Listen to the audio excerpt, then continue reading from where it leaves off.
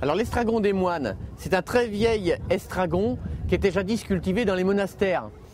Son avantage, c'est sa très grande rusticité.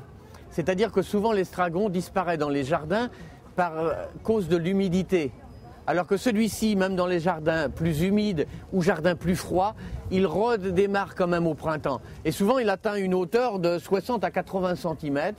Son odeur est très parfumée également. Et on le reconnaît par le bout de ses feuilles qui est légèrement fourchu. Vous voyez hein? Alors, c'est un estragon qui se multiplie essentiellement de division, puisqu'il ne donne pas de graines. Et puis, il pousse vraiment abondamment. Ce qui fait qu'on a vite à couper pendant l'été un feuillage très dense pour mettre avec les cornichons ou même dans tous les plats. Hein, c'est très intéressant. Souvent, il ressort très rapidement. En février, il est déjà ressorti, hein, alors que l'estragon de Provence, lui, n'est pas encore sorti. Hein. Il est très, très facile à ressortir de terre. Hein. Actuellement, dans les jardins, pourtant, Dieu sait si l'hiver a été froid, humide et long, moi, dans mon jardin, il fait déjà 30 à 40 cm de hauteur. Hein. Je conseille plutôt le soleil, hein, quand même, pour l'estragon. Hein. Le soleil met quand même toujours un petit peu de fraîcheur pendant l'été. Voilà.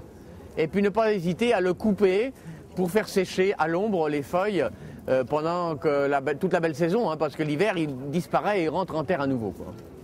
On peut également le planter en pot, mais il faut quand même prévoir un bon pot déjà, parce qu'il a des racines abondantes, et il faut quand même prévoir un bon compost, parce qu'il est quand même gourmand.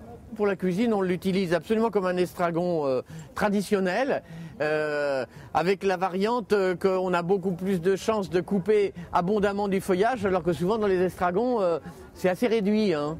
Hein, moi, je sais que plein de clients qui nous ont pris cet estragon, qui ne pouvaient plus se fournir d'estragon parce qu'il ne redémarrait jamais, hein, en sont enchantés, quoi.